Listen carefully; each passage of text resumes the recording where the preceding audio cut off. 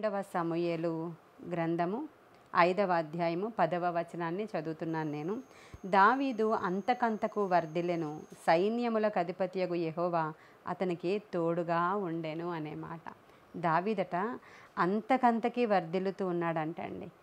సౌలు కుటుంబము అంతకంతకు దిగజారిపోతూ ఉందట.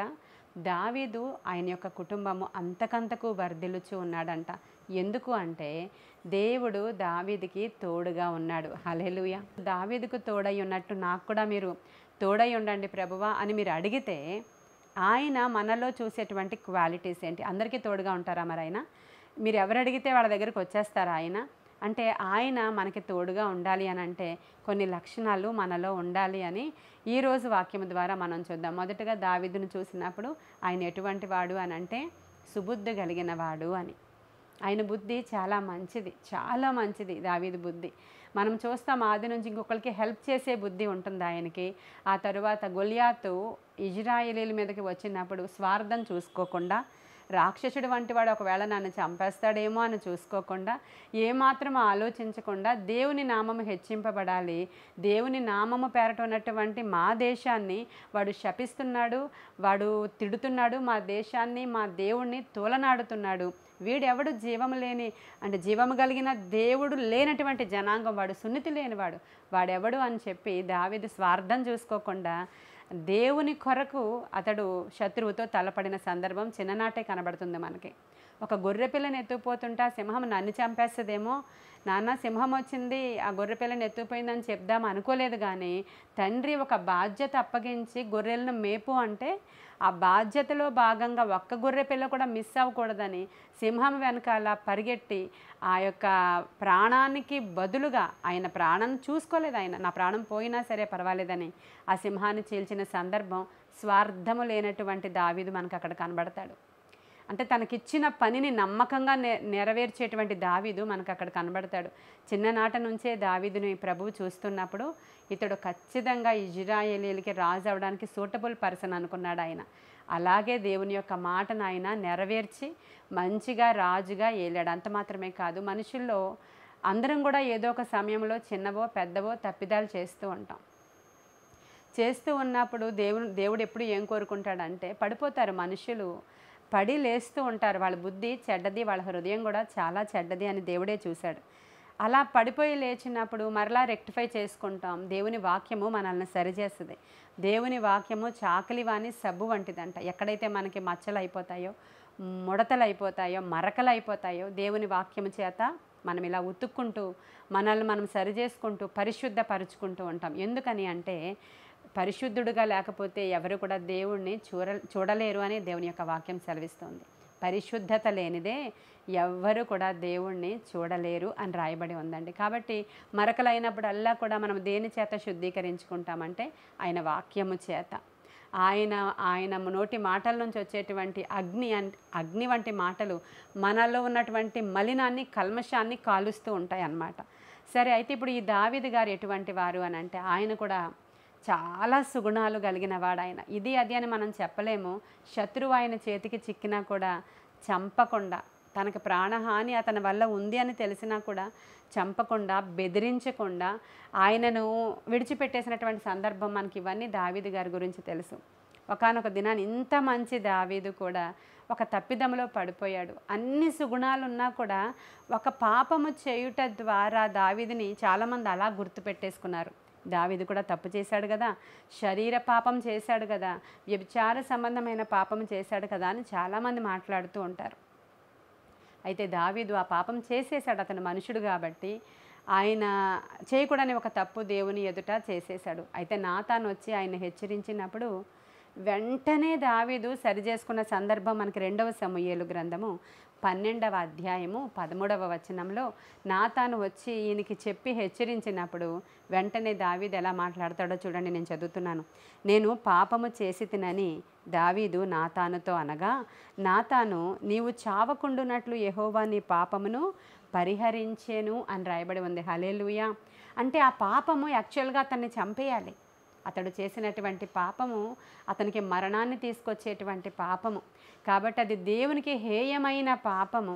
కాబట్టి నాతాను వచ్చి ఎప్పుడైతే ఒక ప్రవక్త వచ్చి హెచ్చరించి, నాయనా నువ్వు ఈ విధమైనటువంటి తప్పిదములో ఉన్న ఆ మనుష్యుడవు నీవే అని చెప్పినప్పుడు దావీదట వెంటనే, సర్లే ఏమో నాకు గుర్తులేదు, ఏం చెప్తున్నావో నువ్వు, నేను ఆలోచించుకుంటానులే, నేను దేవుడు చూసుకుంటాంలే, నేను వెళ్ళి లోపల దేవుడిని అడుగుతానులే, ఏమో నువ్వు అలా చెప్తున్నావు కానీ నేను ఎప్పుడూ అలా చేయలేదు, నేను ఈ విధమైన తప్పిదాలు నేను ఎప్పుడూ చేయలేదని బొంకలేదు దావీదు. కానీ ఎలాంటి వాడంటే చంటి బిడ్డ వంటి మనస్తత్వం గలవాడు దావీదు.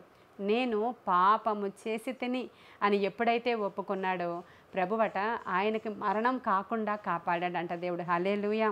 ఆయన అంటాడు 51వ కీర్తనలో కూడా ఇదే మాటని మెన్షన్ చేసుకుంటూ, నాతాను వచ్చాడు, నాతాను దగ్గర దావీదు తన పాపాన్ని ఒప్పుకున్నాడు. మీరు చూస్తారు రాజుల గ్రంథాలలో చూసినప్పుడు చాలామంది ప్రవక్తలు చాలామంది రాజుల దగ్గరకు వచ్చి కాషన్ ఇవ్వడానికి ట్రై చేస్తారు. ఏమయ్యా నువ్వు విగ్రహారాధన వైపు వెళ్ళిపోతున్నావు, ఓ రాజు నువ్వు గర్విష్ఠువు అయిపోతున్నావు, నువ్వు ఇలా చేసావు, నువ్వు అలా చేసావు, సరి చేసుకో అని చెప్తూ ఉన్నప్పుడు ఆ రాజులు ఒప్పుకోరు.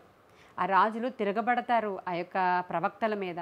ఇర్మియాని బొండలో వేసి, ఆ యొక్క గోతులో వేసి, ఆ మూతి మీద గొద్దమని, ఇలాంటివి అంటే చాలా చాలా ఎక్కువ చేస్తారు. రాజులు అహంతో ఉంటారు కాబట్టి తప్పుని ఒప్పుకోరు.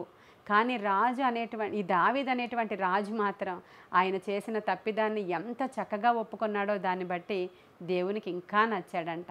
ఎందుకంటే సామెతల గ్రంథము 28వ అధ్యాయం 13వ వచనంలో ఏముంటుందంటే, ఎవడైనా తప్పు చేస్తే వాడు తప్పుని ఒప్పుకొని విడిచిపెట్టువాడట వర్ధిల్లుతాడు అనేటువంటి మాట రాయబడి ఉంది. హల్లెలూయా. దావీదు అంతకంతకి వర్ధిల్లడానికి కారణం మీకు అర్థమవుతుంది అనుకుంటున్నాను నేను. దావీదు అంతకంతకి ఎలా వర్ధిల్లాడు అంటే దేవుడు ఆయనకి తోడుగా ఉన్నాడంట. దేవుడు ఆయనకి తోడుగా ఉండడానికి ఏమేమి కారణాలట. ఈరోజు ఆ కారణాలని మనం ధ్యానం చేస్తూ ఉన్నప్పుడు మీలో ఏమైనా దావీదుకున్నటువంటి క్వాలిటీస్ ఉండాలి అని అనిపిస్తే నేను వాక్యం చెప్తూ ఉండగానే మనం ఒప్పుకోలు చేసుకోవాలి. వెంటనే ఒప్పుకొని విడిచిపెట్టాక ఊరుకోలేదు దావీదు. మరలా తన ప్రార్థనా గదిలోనికి వెళ్ళి తలుపులు వేసుకొని ఆయన తలుపులు మూసిన గదిలోనికి వెళ్ళి ఉపవాసం ఉండి ప్రార్థన చేసుకుంటూ ప్రార్థనలో ఒక మాటను పలుకుతున్నాడు. చూడండి 51వ కీర్తన 4వ వచనంలో ఆయన ఏమంటాడంటే, దేవా నేను నీకు కేవలము నీకే విరోధముగా పాపము చేసి ఉన్నాను, నీ దృష్టి ఎదుట నేను చెడుతనము చేసి ఉన్నాను, కావున ఆజ్ఞ ఇచ్చిన అంటే అలాంటి మాటలన్నీ కూడా ఆయన మెన్షన్ చేస్తూ అక్కడ దేవుడి దగ్గర ఒప్పుకుంటున్నాడు, మనుష్యుల దగ్గర ఎస్పెషల్లీ ప్రవక్త వచ్చి నాకు ఇలాంటి దర్శనం కలిగింది రాత్రి, నువ్వు తప్పు చేసావట అని డైరెక్ట్గా అనకుండా ఒక కథ చెప్పాడు ఆయన. ఆ కథలో ఉన్నటువంటి ఆ విలన్ ఎవరు అని అడిగాడు ఈయన. ఆ విలన్వి నువ్వే అని చెప్పాడు ఆయన. నిజమే అని చెప్పి వెంటనే దావీదు ఒప్పుకొని ఉపవాసం ఉండి దేవుని దగ్గర ఒప్పుకున్నాడు, ప్రవక్త దగ్గర కూడా ఒప్పుకొని నీతిమంతుని లిస్టులోనికి వెళ్ళిపోయాడు ఆయన. హల్లెలూయా. ఎవరు కూడా ఈ తప్పిదాన్ని ఒప్పుకోకపోవడం చేత దేవుడు అటువంటి వారికి తోడుగా ఉండలేకపోతాడు. అబద్ధికులకు ఆయన దూరంగా ఉంటాడు, బొంకెడి వారికి ఆయన దూరంగా ఉంటాడు. కాబట్టి ఈరోజు జ్ఞాపకం చేసుకోండి, మన గృహములో దేవుడు మనకి తోడుగా ఉండాలి అని అంటే సుబుద్ధి కలిగి మనం ఉండాలి. సుబుద్ధి మన జీవితంలోని ఉన్నప్పుడు దినదినము కూడా మన ఇంట్లో వర్ధిల్లడమే కనబడుతుందండి. అంటే ప్రస్తుతం ఉన్నటువంటి మనుషులు అనుకోవచ్చు, ఇలా నేను ఇంత మంచిగా ఉన్నాను అయినా సరే నాకు ఇన్ని శ్రమలు వచ్చాయేంటి అని. మరి దావీదుని చూడండి, 10 సంవత్సరాలు అడవిలలో పడి తిరిగాడు. అలానే దావీదుకు రాలేదా? సుబుద్ధి ఉంది, మంచి బుద్ధితోనే ఉన్నాడు. కానీ 10 సంవత్సరాలు ఆయన పరీక్షించబడ్డాడు. ఆయన అడవులలో పడి తిరిగి శత్రువుకి దొరకకుండా పారిపోయి రకరకాల పరిస్థితుల గుండా ప్రయాణం చేసి ఆఖరికి దేవుని యొక్క మన్ననలను పొందుకొని తిరుగులేని మహారాజుగా సింహాసనాన్ని అధిష్ఠించి 40 సంవత్సరాలు ఏలినటువంటి చరిత్ర దావీదు గారి జీవితంలో ఉంది కదా. ఈరోజు మనకి ఈ రోజే కాదు, ఈ నెలే కాదు, చాలా రోజుల నుంచి దావీదు మనతో మాట్లాడుతూ ఉన్నారు. ప్రతి ఆదివారం దానియేలు మనతో మాట్లాడుతున్నారు. కొన్ని నెలలుగా దావీదు మనతో మాట్లాడుతూ ఉన్నారు. ఈ దావీదు గురించి దానియేలు గురించి మనం ఎంతవరకు చెప్పుకుంటామో వీళ్ళిద్దరి యొక్క చరిత్రలు కంప్లీట్ అయ్యేసరికి మన యొక్క జీవితాలు కంప్లీట్గా మార్పు చెందాలని నేను కోరుకుంటున్నానండి. కాబట్టి దావీదుకి దేవుడు ఆ విధంగా తోడుగా ఉండడం వల్ల దేవుడు ఆయనకి ఎంతో దేవుడు తోడుగా ఉన్నప్పుడు ఆశీర్వాదం వచ్చిందంట, అభివృద్ధి వచ్చిందంట, దినదినాభివృద్ధి ఆయనకి వచ్చింది. ఎన్ని కష్టాలు, ఎన్ని నష్టాలు, ఏ పరిస్థితులైనా సరే, ఎంత టఫ్ సిట్యుయేషన్ అయినా, అదుల్లాము గుహలోనికి పారిపోయాడు కదా దావీదు. అక్కడికి వెళ్ళిపోయిన తర్వాత తిండి లేకుండా మనుష్యుడు ఉండొచ్చేమో ఒక 40 దినాలు, కానీ నీరు లేకుండా మనుష్యుడు ఉండలేడు సైంటిఫిక్గా. కాబట్టి అతను లోపలికి వెళ్ళాడు. బయటికి వెళితే శత్రువుకి కనబడిపోతాడు. లోపల దేవుడు ఆయనకి ఎలాంటి సహాయం అందించాడో తెలుసా మీకు? ఆ లోపలే మంచి నీటి ఓటను దేవుడు ఏర్పాటు చేశాడంట. హల్లెలూయా. ఎక్కడ ఏ కనెక్షన్ లేదు, అక్కడ ఏ విధమైనటువంటి వాటర్ ఫెసిలిటీ లేనటువంటి అరణ్యము, ఎడారి లాంటి దాంట్లో కేవలం అదుల్లాము గుహ, అదొక బండ. ఆ బండలో నుంచి సన్నని జీవధారను ఆ దావీదు కొరకు దేవుడు పుట్టించాడు. అంటే సూపర్ న్యాచురల్ థింగ్స్ కూడా దావీదు జీవితంలో జరగడానికి కారణం ఏంటంటే దావీదుకి దేవుడు తోడుగా ఉన్నాడండి. ఈరోజు మీకు సూపర్ న్యాచురల్ థింగ్స్ జరగాలంటే, అంటే ప్రకృతికి అతీతమైన కార్యాలు. ఇప్పుడు మనం చూస్తే మన జీవితంలో ఇది ఇంపాసిబుల్. మన వెనకాల ఏమీ సోర్సెస్ లేవు, ఏమి పొలాలు లేవు, ఆస్తులు లేవు, నగలు లేవు, ఏమీ లేవు అనుకుందాం. కానీ చాలా సమస్యలు ఉన్నాయి వాళ్ళకి, చాలా అప్పులు ఉన్నాయి వాళ్ళకి, చాలా పిల్లల స్టడీస్ ఉన్నాయి వాళ్ళకి, చాలా అవసరతలు ఉన్నాయి వాళ్ళకి. అటువంటి వాళ్ళు ప్రభువు తట్టు చూసినప్పుడు, ఆకాశము వైపు చూసినప్పుడు, ఆకాశము తట్టు చూసి ప్రభువా నీ మంచి ధననిధిని నా కొరకు తెరుస్తావా అని అడిగినప్పుడు దేవుడు తప్పకుండా కార్యాలు చేస్తూ ఉంటాడు. ఆయన నిజముగా ఆయనను ఆశ్రయించిన వారికి ఏ మేలు కొదువై ఉండదంట. అలాగే దావీదు కూడా అడవిలలో ఉన్నప్పుడు అంటాడు, నాయనా ఇక్కడ అడవిలలో ఉన్నప్పుడు నాకు రకరకాల శబ్దాలు వస్తున్నాయి. ఈ అడవులలో ఉన్నప్పుడు రకరకాల జంతువుల యొక్క శబ్దాలు నాకు వినబడుతున్నాయి. ఎందుకంటే తల్లి సింహము ఆహారం తేవడానికి వెళ్ళినప్పుడు పిల్ల సింహాలు రాత్రుళ్ళు ఏడుస్తున్నాయి. ఆ ఏడుపు శబ్దాలు కూడా నాకు వినబడుతున్నాయి. ఒకవేళ సింహపు పిల్లలు వాటికి ఆకలి కొంటాయేమో కానీ, వాటికి ఆకలి కలుగుతుందేమో కానీ నీ పిల్లలకి ఎంత మాత్రం ఆకలి కలుగదయ్యా అని కీర్తనలో రాశాడండి. హల్లెలూయా. ఎంత గొప్ప మాటలు కదా. దావీదుకి ఎలా ఆకలి తీర్చబడుతుందంటే అక్కడే నియర్ బై ఉన్నటువంటి అనేక మంది మనుష్యులు దావీదు ఎక్కడున్నాడని వెతుక్కుని వచ్చి, బర్జిల్లయి అనేటువంటి మనుష్యుడు వచ్చి ఆయనకి కావలసిన ఆహార పదార్థాలన్నీ కూడా అసలు ఏది తక్కువ కాకుండా ఎక్కడున్నాడో దావీదుని వెతుక్కుని వెళ్ళి ఆహారం ఇచ్చేవారట. అంటే దేవుడు దావీదుకి తోడుగా ఉన్నాడు గనుక ఆయనకి సహాయం ఎలా కలుగుతుందో మీకు చెప్పడానికి ట్రై చేస్తున్నాను. ఈ విషయాలన్నీ మనకు తెలిసినవే, కానీ దేవుడు దావీదుకి తోడుగా ఉండడం వల్ల అడవిలలో ఉన్న సహాయమే, ఎడారిలో ఉన్న సహాయమే, చీకట్లో ఉన్న సహాయమే, ప్రతి లేమిలో కూడా ఆయన ఎంతో సహాయము చేసినటువంటి సందర్భాలు మనకు కనిపిస్తాయి ఇక్కడ. కాబట్టి ఈరోజు నీవు కూడా ఏ ఉపద్రవంలో ఉన్నావో, అది అప్పే కానీ, రోగమే కానీ, కోర్టు కేసే కానీ, లేకపోతే మరణమే కానీ, ఎటువంటిదైనా దరిదాపుల్లోనికి వచ్చి నిన్ను వేధిస్తూ ఉందా? భయంకరమైన సమస్యలు ఉన్నాయా? ఏ సోర్సెస్ లేవా? ముందుగా మనం చూసినప్పుడు ఏ మనుష్యులు కూడా సహాయంగా నీకు లేరా? ఏ మనుష్యులు నీకు ఫరగా మాట్లాడట్లేదా? ఏమీ పర్వాలేదు. ఈరోజు నీవు తలుపులు మూసుకొని గదిలోనికి వెళ్ళి దేవా నీవే నాకు తోడు అని నీవు అడిగి నీ ప్రవర్తన అంతటి యందు ఆయన అధికారానికి ఒప్పుకోవాలి. ఫస్ట్ నీ ప్రవర్తన అంతటి యందు ఆయన అధికారానికి ఒప్పుకున్నప్పుడు ఆయన నీకు తోడుగా వస్తారండి. హల్లెలూయా. సమూయేలు ఉన్నారు, ప్రవక్త, మనందరికీ తెలుసు కదా. చిన్ననాటనే వాళ్ళ తల్లి దేవుని మందిరంలో విడిచిపెట్టేసింది. అంటే ఈ రోజుల్లో పిల్లలకి తల్లి పాలు ఇవ్వడం అంటే 6 నెలలు ఇవ్వడం చాలా గొప్ప ఈ రోజుల్లో తల్లులు. ఇదివరకు దినాలలో 3 సంవత్సరాలు ఇచ్చేవారట పాలు పిల్లలకి, ఆ తర్వాత 2 సంవత్సరాలు, ఆ తర్వాత సంవత్సరం. ఇంకొక బిడ్డ పుట్టేస్తే ఆ బిడ్డతో పాటు ఈ బిడ్డ కూడా పాలు తాగుతూ ఉండేటువంటి సందర్భాలు తెలుసు నాకు. అంటే చెప్తూ ఉన్నప్పుడు అమ్మ వాళ్ళు చెప్తున్నప్పుడు వినిన సందర్భాలు. నేను కూడా అలాగే 3 ఇయర్స్ పాలు తాగానని మా మదర్ చెప్తూ ఉంటారు. ఎందుకంటే అసలు ఆహారం తీసుకునేదాన్ని కాదంట నేను.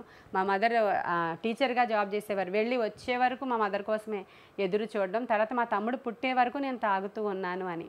అంటే నేను ఎందుకు చెప్తున్నానంటే సమూయేలు పాలు విడిచిన తరువాత హన్న దేవుని మందిరానికి తీసుకొచ్చింది అనే మాటని నేను ధ్యానం చేస్తున్నప్పుడు ఎన్ని సంవత్సరాలు తాగుంటాడు సమూయేలు అని అనుకున్నాను అన్నమాట నేను. అయితే 3 ఇయర్స్ వరకు గ్యారంటీగా పిల్లలు తల్లి దగ్గరే ఉంటారు కాబట్టి పాలు విడిచిన తరువాత ఆ రోజుల్లో అంటే ఒక్కొక్కసారి మనము అంటే ఇదివరకు రోజుల్లో పాత రోజుల్లో 6 ఇయర్స్ వరకు స్కూల్లో వేసేవారు కాదంట. అలాంటి ఒకవేళ ఏమో వీళ్ళ టైంలో చిన్నతనం అంటే పాలు విడవడం అంటే మరి ఎన్ని సంవత్సరాల వరకు మనకు తెలియదు. కానీ ఏది ఏమైనా 3 సంవత్సరాల తర్వాత పిల్లలకి 3 ఇయర్స్ అప్పుడు పిల్లలకి ఎక్కువగా మనం ఏది మాట్లాడతామో, ఏది నేర్పిస్తామో, ఏ సరౌండింగ్స్ అయితే పిల్లలకి ఉంటాయో వాళ్ళకి 3 సంవత్సరాల వయసు ఉన్నప్పుడు పెద్ద అయిపోయిన తర్వాత కూడా ఇవే వాళ్ళకి పని చేస్తూ ఉంటాయి. ఆ 3 సంవత్సరాల వయసులో మనము మాట్లాడిన మాటలు, నేర్పించిన విధి విధానాలు, లేదంటే వాళ్ళ కుటుంబం యొక్క పరిస్థితుల యొక్క ప్రభావము మర్చిపోయినట్లే ఉంటుంది, కానీ అవి మర్చిపోరు వాళ్ళు. పెద్దయిన తర్వాత కూడా అదే ఆలోచనలతోనూ పెంపకంతోనూ వాళ్ళు వెళుతూ ఉంటారు. బహుశా సమూయేలుకి ఉగ్గుపాలతో తల్లి ప్రతిదినము కూడా నీవు యాజకుడవి, నీవు దేవుని మందిరంలో ఉండాలి, అక్కడ ఏలీ గారి దగ్గరే ఉండాలి, ఆ మందిరమే నీ నివాస స్థలము, దేవుని యొక్క సేవ ఇలా నమ్మకంగా చేయాలి, ప్రస్తుతం దేవునికి ఎవరు కూడా నమ్మకస్తులైనటువంటి సేవకులు లేరు అని ఆ తల్లి చెప్తూ ఉందో ఏమో నాకు నిజంగా తెలియదు. కానీ సమూయేలుకి చక్కగా వస్త్రాలు సిద్ధపరిచి మందిరంలోనికి తీసుకొచ్చి బాలుడిని అక్కడ విడిచిపెట్టేసిన తర్వాత సమూయేలు ఎప్పుడు వెనుదిరగలేదండి. అమ్మ కావాలని అడగలేదు. దేవుని యొక్క దీపము వెలిగించడానికి, మందిర సేవ చేయడానికి ఆ బాలుడు దినదినము మందిరములో ఎదిగాడు అని రాయబడి ఉంది. అయితే ఈ మాట నేను ఎందుకు చెప్తున్నానంటే, ఆయన వృద్ధాప్యం వచ్చినా కూడా దేవుడు సమూయేలుకి తోడుగా ఉన్నాడు గనుక ఆయన జీవితకాలంలో ఆయన చెప్పిన ఏ మాట కూడా ఏది కూడా తప్పిపోలేదు అని రాయబడి ఉంది. హల్లెలూయా చెప్పండి అందరూ. ఆ మాట చూపిస్తాను మీకు, నోట్ చేసుకున్న వాళ్ళు చేసుకోండి. 1వ సమూయేలు 3వ అధ్యాయము 19వ వచనంలో ఏముంటుందంటే, సమూయేలు పెద్దవాడు కాగా యెహోవా అతనికి తోడై ఉన్నందున అతని మాటలలో ఏదియూ తప్పిపోలేదంటండి. సమూయేలు పెద్దవాడైనప్పుడు ఆయన ఏం మాట్లాడతాడో ఆ మాట అది తప్పిపోదు. ఎందుకంటే దేవుడు మాట్లాడితే ఎలా ఏ మాట తప్పిపోదో అలా దేవుని నోరుగా సమూయేలు ఉన్నాడు. కారణం ఏంటంటే సమూయేలుకట దేవుడు తోడుగా ఉన్నాడంట. ఎందుకని? బాలుడు నడవవలసిన త్రోవ చిన్నతనంలోనే తల్లి ఆయనకి నేర్పించి ఆయన గురించి ప్రవచించింది తల్లి అయినటువంటి హన్న. నీవు అభిషేకించిన వానికి అధిక బలం ఇచ్చువాడా అని దేవుణ్ణి పిలిచింది. ఎలా పిలిచిందో చూడండి. నీవు అభిషేకించిన వానికి నీవు అధిక బలం ఇచ్చువాడవు అంది. అంటే తాను అభిషేకించినటువంటి ప్రభువు అంటే సమూయేలుకి దేవుడు ఎలాంటి బలం ఇచ్చాడంట? ఒక యాజకుడుగా, తీర్పులు తీర్చేటువంటి న్యాయాధిపతిగా, ఇజ్రాయేలీలకి రాజుగా. రాజు అనే సింహాసనం లేదు, కానీ సమూయేలు గ్రంథంలో మీరు చూస్తారు అప్పటికి ఇంకా రాజులు రాలేదు మనకి. రాజు అంటే ఇంకా మనకి సమూయేలే, ప్రవక్త అంటే సమూయేలే, న్యాయాధిపతి అంటే సమూయేలే, యాజకుడు అంటే బలులిచ్చేవాడు కూడా సమూయేలే. 4 జాబ్స్ చెయ్యాలండి. అన్ని లక్షల మంది ఇజ్రాయేలు జనాంగానికి 4 జాబ్స్ చేయాలి అని అంటే ఆయన అభిషేకం పవర్ఫుల్గా ఉండాలి, అధిక బలం ఉండాలి ఆయనకి. ఎందుకని అంత అధిక బలం సమూయేలుకు ఉందో తెలుసా? దేవుడు సమూయేలుకి తోడుగా ఉన్నాడు. హల్లెలూయా. మరి ఈరోజు మన పిల్లల్ని ఎలా పెంచుతున్నామో ఒకసారి ఆలోచన చేయండి. మన సంఘంలో చిన్న పిల్లలు కలిగినటువంటి తల్లిదండ్రులు నాకు తెలిసి మోస్ట్లీ పిల్లల్ని ఇలా దైవికంగా పెంచాలి అనేటువంటి విధానంలోనే వెళుతున్నారు. ప్రతిదీ నన్ను అడుగుతూ ఉంటారు వాళ్ళు. పిల్లల్ని అక్కడ తీసుకొచ్చి ప్రతిదీ కూడా దేవుని యొక్క సమక్షంలోనే జరగాలని, దేవునికి వాళ్ళు ఇష్టలుగా బ్రతకాలని, దేవుని సన్నిధిలో ఎదగాలని, దేవునికే ఫస్ట్ ప్రిఫరెన్స్ ఇవ్వాలని మన సంఘంలో అయితే పిల్లలందరూ కూడా చాలా ప్రయత్నాలు చేస్తున్నారు. అంతంత చిన్న పిల్లలు కలిగిన వాళ్ళు యవనస్తులైన అమ్మాయిలు ఉంటారు కదా, వాళ్ళందరూ బయట వ్యవహారాలలో జోక్యం చేసుకోకుండా మేము మా బిడ్డల్ని దైవికంగా పెంచాలని వాళ్ళు అనేక మంది మన సంఘంలో ఇష్టపడుతూ పిల్లల్ని పెంచుకుంటూ ఉన్నారు. దాన్ని బట్టి నేను దేవుని స్తుతిస్తూ ఉన్నాను.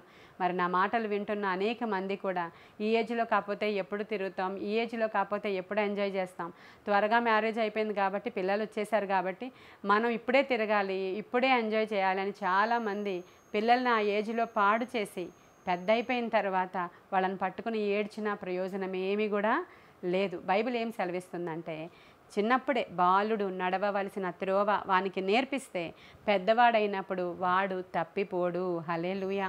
ఆ బిడ్డలకి దేవుడు తోడుగా ఉంటాడండి. మనం చిన్నప్పుడే అప్పచెప్పేస్తే హన్న అప్పగించేసినట్లుగా మనం కూడా ఇదిగో ప్రభువా నీవే చూసుకో నా బిడ్డని, నేను నీకు అప్పగిస్తున్నాను అన్నప్పుడు బిడ్డలు ఎక్కడున్నా కూడా ఖచ్చితంగా దేవుడు వారికి తోడుగా ఉంటారు. కాలేజెస్కి మనం వెళ్ళి చూడగలమా బిడ్డలు ఏం చేస్తున్నారో? వాళ్ళు ఏ ఊరిలో ఎక్కడ ఏ కోర్సెస్ చేస్తున్నారో అక్కడికి మీరు వెళ్ళగలరా? పిల్లలు కాలేజీకి వెళ్ళాక బయటికి వెళ్ళాక ఏం చేస్తున్నారో మీరు చూడగలరా? అదే దేవుడు తోడుగా ఉంటే ఖచ్చితంగా ఆయన వాళ్ళని తిన్ననైన మార్గంలో నడిపిస్తారండి. కాబట్టి సమూయేలుకు దేవుడు తోడుగా ఉన్న కారణంగా ఆయన మాటలలో ఏది తప్పిపోలేదంట. దావీదు సుబుద్ధి కలిగిన వాడిగా ఉండి ఆయన ఎప్పుడు కూడా దేవుని దగ్గర కన్ఫెషన్ చేసుకునేటువంటి మనసు కలిగిన వాడు గనుక ఆయనకి దేవుడు తోడుగా ఉన్న కారణంగా దినము వర్ధిల్లాడంట. ఇక మూడవదిగా యెహోషువ గ్రంథం తెరవండి ఒకసారి. 6వ అధ్యాయం 27వ వచనంలో యెహోవా యెహోషువకు తోడై ఉండెను గనుక అతని కీర్తి దేశమందంతటా వ్యాపించెను. హల్లెలూయా. యెహోషువ ఎవరు అంటే మోషే చేతుల మీద నీళ్లు పోస్తాడు ఆయన. మోషే పరిచారకుడు ఆయన. మోషే వెనకాల ఏం సామాన్లు అన్నీ కూడా మోసుకొని వెళతాడు. మోషే ఉపవాసం ఉండడానికి కొండ ఎక్కితే ఆ కొండ ఈయన కూడా ఎక్కుతాడు. కానీ ఆ మధ్యలోనే మోషే వచ్చే వరకు ఆకలి దప్పులు మరచి ఆయన పరిస్థితులన్నిటినీ విడిచిపెట్టి, ఆయన తల్లిదండ్రులను విడిచిపెట్టి, ఇంటిని విడిచిపెట్టి, పిల్లల్ని విడిచిపెట్టి, అందరినీ విడిచిపెట్టి మోషే కూడా వెళ్ళి ఆ కొండ మధ్యలో కూర్చుంటాడు. మోషే దేవుడితో మాట్లాడుతూ ఉంటే ఈయన మోషే కోసం ఎదురు చూస్తూ ఉంటాడు. అలాంటి మంచి పరిచారకుడు యెహోషువ. కాబట్టి మోషే తరువాత యెహోషువ అంటే దేవుడికి చాలా ఇష్టమైంది. మోషే పిల్లలు కాదు నాయకులు, మోషే చిన్నాన్న పిల్లలు కాదు నాయకులు, మోషే అన్న పిల్లలు కాదు నాయకులు, మోషే కొడుకులు కాదు నాయకులు. నీ వెనకాల వచ్చాడే ఒక నమ్మకస్తుడైన యవనస్తుడు, ఆయనే ఇజ్రాయేలీలకి నాయకుడు అని దేవుడు ప్రకటించాడు. హల్లెలూయా. ప్రకటించిన తరువాత ఆయన అంటాడు, నేను మోషేకి తోడై ఉన్నట్లు నేను నీకు కూడా తోడై ఉంటాను యెహోషువ అని చెప్పి ఆయన యెహోషువ గ్రంథము 1వ అధ్యాయము 5వ వచనంలో మాట్లాడతాడండి. ఏ మనుష్యుడు నీకు ఎదుట నిలవలేక ఉండును, నేను మోషేకి తోడై ఉన్నట్లు నీకు కూడా తోడై ఉంటాను. హల్లెలూయా. ఎంత గొప్ప విషయం కదా ఇది. డైరెక్ట్గా దేవుడు చెప్తున్నాడండి. డైరెక్ట్గా దేవుడు అంటున్నాడు, నేను మోషేకి తోడై ఉన్నట్లు నీకు కూడా నేను తోడై ఉంటాను. కాబట్టి ఏ మనుషుడైనా నేను అంటే వ్యతిరేకించడానికి కానీ మరి నీకు విరోధిగా రావడానికి కానీ నిన్ను అంతమొందించడానికి కానీ ట్రై చేసిన ఎవ్వడు కూడా నీ ఎదుట నిలబడలేడు. కారణం నేను నీకు తోడుగా ఉన్నాను. ఎంత గొప్ప మాట అది. కాబట్టి యెహోషువ ఖ్యాతి అంట దేశమంతటా వ్యాపించిందంట. దానికి కారణం ఇందాకే చెప్పాను నేను, నమ్మకత్వము. నిన్ను ఏ పనిలో పెట్టాడో దేవుడు అక్కడ నీవు నమ్మకంగా ఉండడం, నీవు తల్లిదండ్రుల దగ్గర నమ్మకంగా ఉండడం, భర్త అయితే భార్య దగ్గర, భార్య అయితే భర్త దగ్గర, పిల్లలైతే తల్లిదండ్రుల దగ్గర, ఎంప్లాయీస్ అయితే అధికారి దగ్గర, వ్యాపారస్తుడు అయితే వ్యాపారం దగ్గర, నీకు దేవుడు ఏం జాబ్ ఇచ్చాడో ఆ జాబ్లో, నువ్వు ఏ పాత్ర ఒక గృహిణిగా ఉన్నావా ఆ యొక్క పాత్ర, నువ్వు ఏ జాబ్లో ఉన్నావో నీకు ఏం దేవుడు ఒకవేళ వృద్ధురాలైన తల్లివిగా ఉన్నావా పిల్లల కొరకు ప్రార్థించాలి, నీవు ఇంటి వారందరి యొక్క సౌఖ్యము కొరకు ప్రార్థించాలి, వారి యొక్క అవసరతల కొరకు ప్రార్థించాలి, వారి అక్రతల కొరకు ప్రార్థించాలి, నమ్మకంగా ఉండాలి బిడ్డలకి ఆ వృద్ధులైన వాళ్ళు కూడా. కాబట్టి ఈ విధంగా ఏ పోస్ట్లో నీవు ఉన్నావో అది చెప్పడానికి ట్రై చేస్తున్నాను నేను. యెహోషువ ఏ పోస్ట్లో ఉన్నాడు? పరిచారకుడు పోస్ట్. కానీ యెహోషువకి దేవుడు యెహోషువని ఎంత నచ్చుకున్నాడంటే ఆయనకిచ్చిన చిన్న ప్లేస్ని చాలా నమ్మకంగా నిర్వర్తించిన కారణంగా, చిన్న వాటిలో నీవు నమ్మకంగా ఉంటే నీకు అనేకమైన వాటి మీద నిన్ను యజమానుడిగా చేస్తానంటాడు ఆయన. హల్లెలూయా. ఈరోజు మనం జ్ఞాపకం చేసుకుందాం, మన దేవుడు మనకి తోడుగా ఉంటే ఇన్ని బెనిఫిట్స్ ఉన్నాయండి. ఊరికనే తోడుగా ఉండడు. నీవు నమ్మకంగా ఉండాలి, నీవు సుబుద్ధి కలిగి ఉండాలి, నీలో వంకర మార్గాలు ఉండకూడదు. ఈ మాట నేను ఎందుకు చెప్తున్నానంటే యాకోబు గురించి రాశారు చూడండి ఒకసారి. సంఖ్యాకాండము 23వ అధ్యాయము 21వ వచనము. యాకోబులో ఏ దోషము కనుగొనలేదు, ఇజ్రాయేలీలో ఏ వంకరతనమును చూడలేదు, అతని దేవుడైన యెహోవా అతనికి తోడై ఉన్నాడు. హల్లెలూయా. యాకోబులో ఏ వంకరతనము లేదంటండి. యాకోబులో నేను ఏ దోషం కూడా కనుగొనలేదు. ఎందుకంటే దేవుడు అతనికి తోడుగా ఉన్నాడు. దేవుడు ఎందుకు తోడుగా ఉన్నాడంటే అక్కడ వంకరతనం లేదండి, దోషం కూడా లేదు అక్కడ. మనలో కూడా వంకర టింకర పనులు ఉండకూడదు, వంకర వ్యవహారాలు ఉండకూడదు, వంకర మాటలు ఉండకూడదు, వంకర చేష్టలు ఉండకూడదు. మనము స్ట్రైట్గా ఉండాలి. నీ మాట అవునంటే అవును, కాదంటే కాదు, చేస్తానంటే చేస్తాను. కాబట్టి ఈ విధముగా మనం నమ్మకస్తులుగా దేవునికి ఉండాలి. వంకర మార్గాల్ని మనం ఎంత మాత్రం కూడా ఎంచుకునేవారు క్రైస్తవులు కారు. అలా వంకర టింకరగా నడిచే వాళ్ళ దగ్గరికి దేవుడు తోడుగా ఉండడు. వంకర టింకరగా ఎవరు నడుస్తారో తెలుసు కదా మీకు. పాము ఎలా నడుస్తుంది? సాతాను ఘటసర్పము వాడి యొక్క త్రోవలు వంకర టింకరగా ఉంటాయి, వాడి యొక్క నడక వంకర టింకరగా ఉంటుంది. మన దేవుడు ఎప్పుడు తిన్ననైన మార్గంలో మీరు నడువుడి, ఇదే త్రోవ, ఈ శబ్దము వినండి, మీరు ఈ విధంగా స్ట్రైట్గా వెళ్ళండి మీరు అంటాడు దేవుడు. కాబట్టి దేవుడు మనకి తోడుగా ఉండాలంటే వంకర మార్గాలు మనలో ఉండకూడదు, దోషములు మనలో కనబడకూడదు. ఇంకా లాస్ట్గా చెప్తాను ఎవరికి తోడుగా ఉన్నారో దేవుడు అంటే, యేసుక్రీస్తు ప్రభువారు ఈ భూమి మీదకి నరుడుగా వచ్చినప్పుడు ఈ మాటని ప్రభువు కూడా చెప్పారు. యోహాను సువార్త 8వ అధ్యాయము 29వ వచనం తెరవండి. నన్ను పంపినవాడు నాకు తోడై ఉన్నాడు, ఆయనకిష్టమైన కార్యము నేను ఎల్లప్పుడూ చేయుదును గనుక ఆయన నన్ను ఒంటరిగా విడిచిపెట్టలేదని చెప్పాను. యేసుక్రీస్తు ప్రభువారికట దేవుడు తోడై ఉన్నారు గనుక ఆయనట ఎప్పుడు కూడా ఒంటరిగా విడిచిపెట్టలేదంట. అందుకే కదా సిలువ మీద ప్రభువు ఏమంటారు, మీకు జ్ఞాపకం ఉందా? తండ్రి నా చెయ్యి విడిచిపెట్టద్దు, ఎందుకు నా చెయ్యి విడిచిపెట్టావు అని అడుగుతాడు ఆయన. ఏలి ఏలి లామా సబక్తాని అంటారు కదా ఆయన. తండ్రి తండ్రి నా చెయ్యి ఎందుకు విడిచిపెట్టావు అని అడుగుతున్నారు. అంటే అప్పటి వరకు ఎప్పుడు కూడా దేవుడు యేసుక్రీస్తు ప్రభువారి యొక్క చేతిని తండ్రి దేవుడు విడిచిపెట్టలేదు. కనుకనే ఆయనట గొప్ప కార్యాలు చేయగలిగారంట, ఆయనకి ఇష్టమైన కార్యాలు చేయగలిగారంట. చూడండి, నన్ను పంపినవాడు నాకు తోడై ఉన్నాడు, ఆయనకి ఇష్టమైన కార్యాలు నేను ఎల్లప్పుడూ చేస్తాను. ఇప్పుడు మనము దేవునికి ఇష్టమైన కార్యాలు చేశామనుకోండి, ఎప్పుడూ మన చేతిని దేవుడు విడువరు. నేను దేవునికి ఇది ఇష్టమా కాదా? నేను ఇలా వాక్యం చెప్పడం దేవునికి ఇష్టమా కాదా? దేవుని మందిరానికి వెళ్ళడం దేవునికి ఇష్టమా కాదా? నేను ఇలా మంచిగా ఒద్దికగా అలంకరించుకోవడం దేవునికి ఇష్టమా కాదా? నేను సాఫ్ట్గా గుణవతి అయినటువంటి భార్యలాగా ఉండడం దేవునికి ఇష్టమా కాదా? నమ్మకంగా ఉండడం దేవునికి ఇష్టమా కాదా?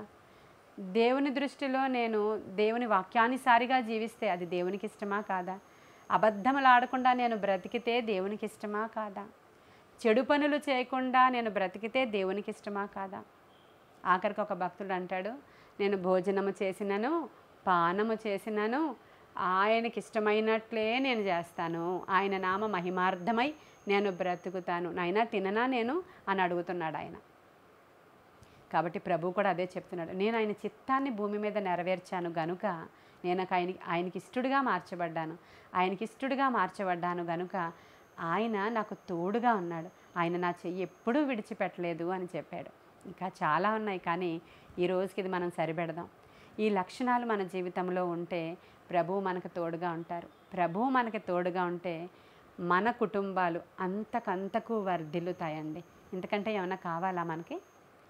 అదే కదా అందరూ కోరుకునేది. మా కుటుంబంలో కరువు పోవాలి, వ్యసనాలు పోవాలి, అల్లరి పోవాలి, కోర్టు కేసులు పోవాలి, అనవసరమైన అలజడులు పోవాలి, అనవసరమైన గొడవలు పోవాలి, అనవసరమైన వ్యసనాలు అంటే ఇంక అది తిరుగుడు, త్రాగుడు, జోదము, బెట్టింగ్స్, ఇంకా అనవసరమైన వ్యవహారాలు పోవాలి, అనవసరమైన ఇల్లీగల్ పనులు పోవాలి. ఇవన్నీ పోవాలి అని అంటే దేవుడు నా ఇంటిని ఆశీర్వదించాలి. మా ఇల్లు దినదినము వర్ధిల్లకుండా ఈ వ్యసనము మా ఇంటిని అణిచేస్తుంది. ఈ పిల్లల వల్ల మా ఇల్లు అణగారిపోతుంది. ఈ తండ్రి వల్ల ఈ ఇల్లు అణగద్రొక్కబడుతుంది. అంటే ఏ ఆలోచనలు లేనటువంటి రకరకాల వ్యవహారాలతో కూడినటువంటి తల్లిదండ్రుల వల్ల ఆ గృహాలు పాడైపోతున్నాయి. కాబట్టి ఇవన్నీ మరి మంచి మార్గంలో రావాలి అని అంటే దేవుడు మా ఇల్లుని వర్ధిల్లింప చేయాలి, ఆయన మాకు తోడుగా ఉండాలని ఎవరు అనుకుంటున్నారో వాళ్ళందరూ నేను చెప్పిన ఈ లక్షణాలని మీరు నోట్ చేసుకొని నాయన మాలో వంకరి మార్గం వద్దు, మాలో చెడ్డ పనులు చేసే నైజం వద్దు, మాలో దోషభరితమైనటువంటి జీవితం వద్దు, దేవుని చిత్తము నెరవేర్చే జీవితము నాలో పెట్టు, సుబుద్ధి నాకు దయచేయండి ప్రభువా. నమ్మకస్తుడుగా జెహోషువలా నేను ఉండడానికి సహాయం చేయండి, జోషువలాగా ఉండడానికి నాకు సహాయం చేయండి ప్రభువా. ఇలాంటి ప్రార్థన మీరు చేసుకోవడం మొదలు పెడితే సమూయేలు వలె బాలుడిగా ఉన్నప్పటి దగ్గర నుంచే మన జీవితాలు ప్రభువుకి సమర్పించుకుంటే, ఒకవేళ ఇప్పటికే గడిచిపోతే యవనస్తులుగా మీ బిడ్డలు వచ్చేస్తే అయినా పర్వాలేదు, పిల్లల్ని ప్రభువుకు సమర్పించుకోండి. మీ హృదయంలో ప్రభువా వీడు పెద్ద కుమారుడు, నీకు సమర్పిస్తున్నాను, చిన్నప్పుడు నాకు తెలియదు, ఇప్పుడే మా సేవకులు చెప్పారు, నీవు ఖచ్చితంగా వాడిని ఒక ఉన్నత ఉద్దేశ్యంతో నీవు నాకు ఇచ్చావు, ప్రథమ ఫలము వాడు, నేను నీకు సమర్పిస్తున్నా, పూర్తిగా ట్రాన్స్ఫార్మ్ చేయి ప్రభు అంటే ఎన్నో సాక్ష్యాలు వింటున్నాం కదా మనం. దేవుడు ఏ స్థితిలో ఉన్నా కూడా ఖచ్చితంగా కుమారుణ్ణి పట్టుకుని రక్షించుకుంటాడు. కాబట్టి ఇలాంటి అనేకమైన దేవుని యొక్క మాటల చేత మనం హెచ్చరింపబడి, పురికొల్పబడి, గద్దింపబడి, ప్రోత్సహింపబడడానికి అవసరమైన కృప దేవుడు మనకిచ్చారు. ఈ కొన్ని మాటలు దేవుడు మన వినికిడిలో దీవించును గాక. ఆమేన్. ప్రార్థన చేసుకుందామా. మహాపరిశుద్ధుడైన తండ్రి, ఈరోజు ఏ మాటలైతే నేను మాట్లాడానో ఆ మాటలన్నిటిలో మీరు ఉండండి తండ్రి. ఆ మాటలు బహుబలంగా వారి హృదయంలో ఫలించాలి. కేవలము వినుట మట్టుకే కాదు కానీ వాటిని గైకొనుట, అనుసరించుట అనేటువంటి కార్యాలు హృదయంలో జరగాలి. ఆత్మశక్తితో ఇవి జరగాలి, ఆత్మ బలముతో ఇవి జరగాలి. నాయనా, నీ కృపగల హస్తానికి వినిన వారందరినీ అప్పగించుకుంటున్నాను. ఈరోజు లైవ్లో ఉన్న వాళ్ళందరినీ అప్పగించుకుంటున్నాను. ఆత్మ కార్యాలు జరిగించి మీ నామానికి మహిమ తెచ్చుకోమని, గొప్ప కార్యాలు జరిగించమని యేసయ్య శ్రేష్ఠ నామంలో అడుగుచున్నాము తండ్రి. ఆమేన్. God bless you.